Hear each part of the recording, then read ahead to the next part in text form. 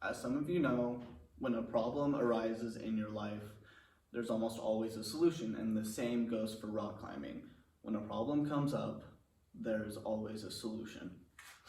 So I will be talking about hand injuries as a problem, and also, to put it lightly, the possibility of you dying as a problem, and also talk about the solutions to those things. To start it off, overuse of your hands from climbing is a very prevalent thing in the climbing culture nowadays, because most people don't take their time to take rest days and let themselves recover. Personally, I know this because I've done this. I've gone weeks on end without taking a rest day, and it destroys my hands, my wrists, my forearms, my elbows. I get tendonitis in my elbows and my forearms, so I can't really use my hands anymore, which I do a lot. But there's always a solution, and for me personally, I found what works best is when I use my Metolius hand cream. It's like climber's hand repair, essentially. You can find it at metolius.com, REI, stuff, places like that. And I use Rhino Repair, which is to soothe your hands and to help repair them, and you can find that at Rhino Skin.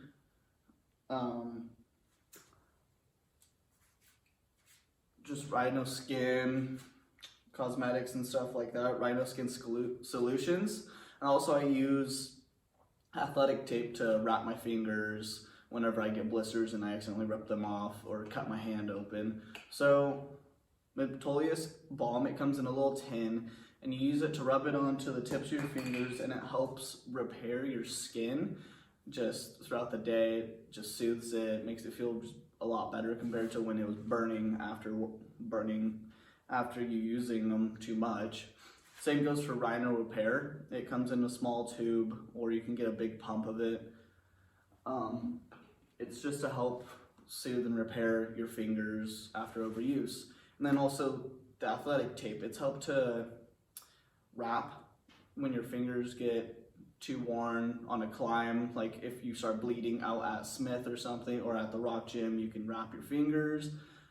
And you can also put pressure on like a certain point of your finger. You can do a buddy tape to help repair. But honestly, the best way to help your skin heal is giving it a rest day. And if you don't give it a rest day, you may need surgery according to the center. And yes, the place in Bend that does surgeries, and it's just a health resource center essentially. They've even stated that you need rest days, or else it may go to the point where a strain becomes a tear, and then you'll need to have surgery. And when you need surgery, you're going to throw away the rest of your climbing season.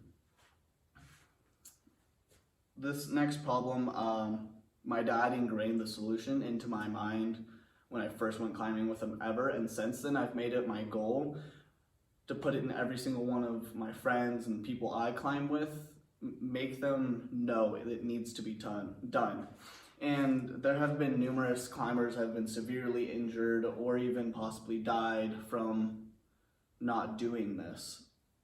So there was a climber last year actually named Brad Gobright. He was a world-class free soloist, free climber. He had the speed record on the nose of El Capitan in Yosemite, but sadly he passed away on November 27th of 2019 because of a rappelling accident.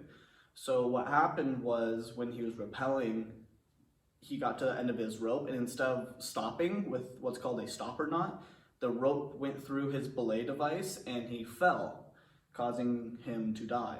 So personally, I've taught all my friends how to tie a stopper knot, and REI has a bunch of tutorials on their website, and you can look it up, and I'll show it right here too.